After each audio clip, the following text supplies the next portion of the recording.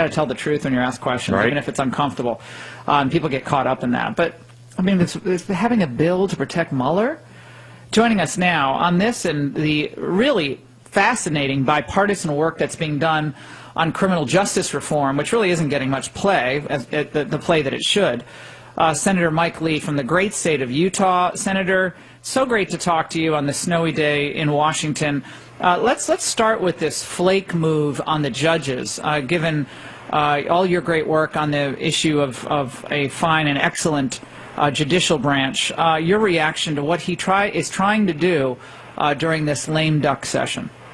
I don't like the tactic, and I really, really dislike the underlying legislation that he's trying to push.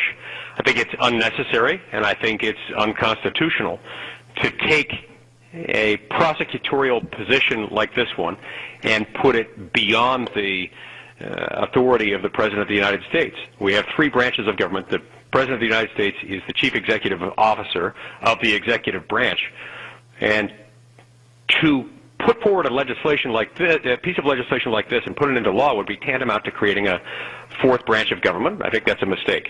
In any event, look, this guy's been doing his work for, what, a year and a half? If the president were going to fire him, it would have happened a long time ago. I don't know why he would let him go this long and then fire him.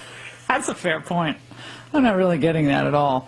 And do you have confidence now, Senator, in the ability of McConnell in this new session that's coming up to speed up the confirmation of some of the executive branch employees, not the judges? I think the work on that has been phenomenal, but to speed up some people, like a friend of mine is on the list for out of committee. He's been out of committee for more than a year. He's just going to be the general counsel of the Navy. He can't get a vote as general counsel of the Navy, and a veteran, I might add. Yeah, that's tragic, and my heart goes out to your friend and all others who are in this position. I mean, at the rate that we're going, it would take us about 10 years to fill all these positions and get them confirmed. There's no reason it should have to take this long. I hope and expect that what we're going to see is a move to hold objecting Democrats in through weekends over recesses and make it convenient for them if they want to continue to run the clock out. That's what I've been advocating for some time, and I think that's what we're going to be seeing in order to get these people through. I certainly hope so, because I think that's part of the resistance to the Trump agenda, just not staffing key agencies and making the work of these departments and executive agencies all the more difficult. This is what President Trump said yesterday, and he referenced you, Senator, as he announced this new prison reform initiative. Today I'm thrilled to announce my support for this bipartisan bill that will make our community safer and give former inmates a second chance at life after they have served their time. So important. Senators Lindsey Graham, Mike Lee, Tim Scott, Rand Paul, and Doug Collins. Fantastic people who've worked so hard, and we appreciate very much what you've done. And I should add that Jared Kushner has been critical on this issue and working behind the scenes to advance this. For our friends out there, Senator Lee, who are skeptical of this prison reform legislation, what do you say to them today? I'd say to them, take a look at what this legislation actually does. If you do, rather than listening to scare tactics people are using that are very often not based on fact, you'll discover that this bill will make the American people safer, not less safe. And yesterday was a huge win for the American people and for criminal justice reform. Look, I've been working on this for 8 years, ever since I arrived in the Senate. And yesterday was a monumental day. President Trump has always been a strong voice for tough on crime policies. And his endorsement of this bipartisan criminal justice reform bill yesterday, I think, should help bring this important legislation to the Senate floor. And so if you look even just to the president's endorsement of it, you can stand with some confidence, if you're skeptical, that this is a good bill. Yeah, I mean, I've heard on and off that Jeff Sessions was not in favor of this legislation. There was great resistance within some in the Justice Department. I never did get a clear understanding on why, but I was led to believe that law enforcement in the United States was not wild about this. Is that accurate?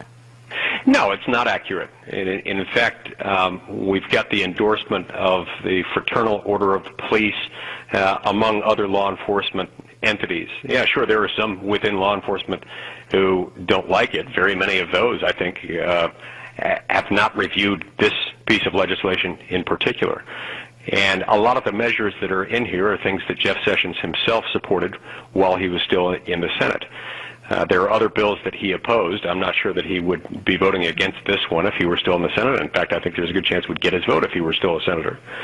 So, look, what this does, it number one, prepares prisoners to return to normal life, reducing their risk of reoffending. And number two, in some cases where federal minimum mandatory penalties have become excessive, particularly in low-level nonviolent drug offenses, it gives judges a little bit more discretion and allows them to be judges. That's what this bill does.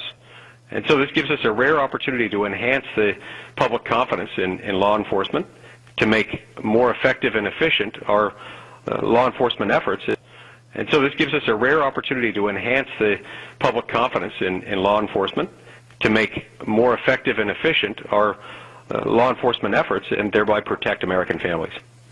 Senator, the concern that so many Americans have, I think, about law and order right now is well-founded, because, and nothing to do with this initiative, which I think is fascinating. It's fascinating, and I think it's really exciting to see what's possible when people set aside partisan differences and actually try to find solutions to real problems. And I think people need a second chance. If they deserve a second chance, if they've turned their lives around, why shouldn't we give people a second chance if there's safeguards in place? And I think that's really laudable to do that, because that's the kind of country we are and we should be. But on the law and order front, for instance, at the border, we're seeing the pileup of people coming from mostly Honduras, some from Guatemala and other places, but mostly Honduras, who are demanding entry into the United States. And they know right now, because they've been well coached, that they will gain access at some point, if they wait it out, to the United States, even if they're not really potential asylum receivers. They understand they'll be let free in our society after they're processed. How can this keep going on, and why won't Congress do something to change the asylum laws so this can't happen any longer?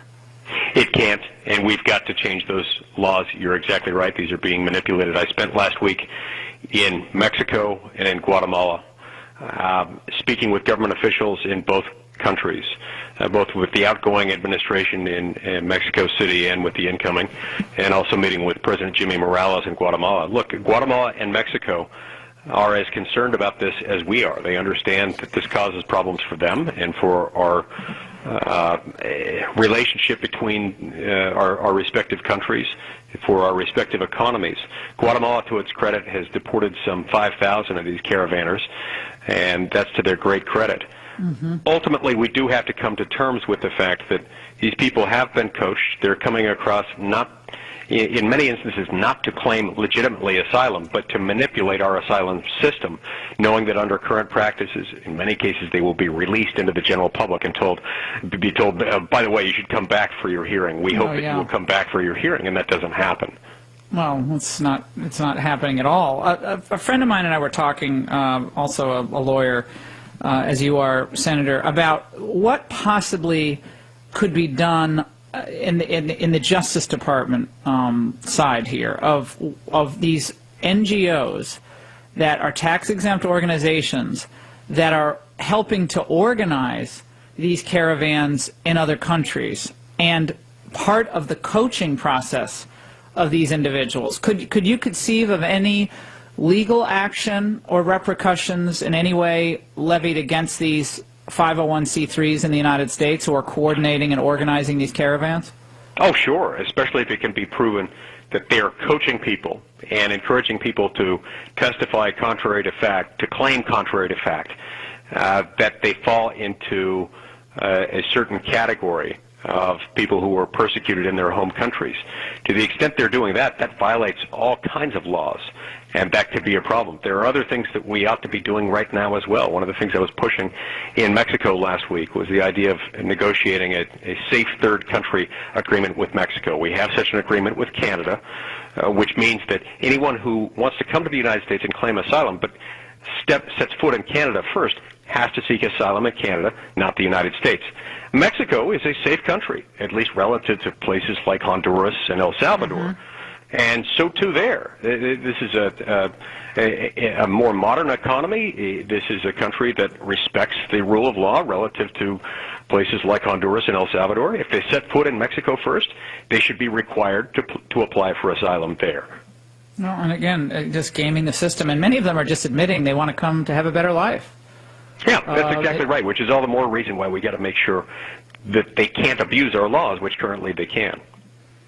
Senator, Mike Mukasey, former Attorney General, was on with me late last week, and we talked about another issue that I think is something that has to be examined while we still have the executive branch, which is how these far-left groups, such as Antifa and others, are operating as an ongoing, corrupt criminal organization.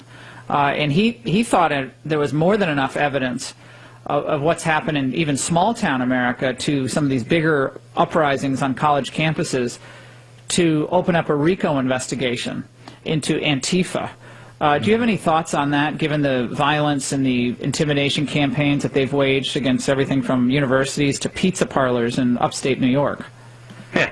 Look, anyone who is operating an enterprise for the purpose of perpetuating violence and other criminal behavior is potentially subject to prosecution under all kinds of legal theories, including Antifa, including RICO. Sorry. So, if whether it's Antifa or another organization is doing that, that's a problem, and it ought to be looked into, and I suspect it will. If Attorney General Mukasey believes that there is evidence to that effect, I'm sure he has good reason for that, and I'm sure those reasons have been shared with the Justice Department, and I suspect things will be investigated there. Yeah, what's amazing is that this group, Antifa USA, is on Twitter, and they use a knife emoji, and they're tweeting out to people like Tucker Carlson. Right? Yeah, exactly. They're great liberals. I mean, that's not fascistic at all, though. Threatening people with knives, and so they have this thing. They say, "We know where you are when you are sleeping. We know when you're awake. We're viewing our list and checking it twice, and we're going to find out who's naughty or nice. We're coming to a town near you." And they're still operating on Twitter. They're organizing on Twitter. Are they to act surprised then when people go to Tucker Carlson's home, his private residence, and confront his wife as she's at her home alone? Are they to act surprised in that moment? Are they supposedly going to escape any public scrutiny when that happens? This is disgraceful. Yeah, I don't know why Twitter and Jack Dorsey continues to countenance this, but our federal government has got to step in. Someone will get badly injured, if not killed, as a result of all of this. Senator Mike Lee, thanks for the work you're doing out there on prison reform. We really hope we have more Democrats who are on board. There are some on board, but they can't let their hatred of Donald Trump get in the way of some sensible policy. We really appreciate you spending some time with us today.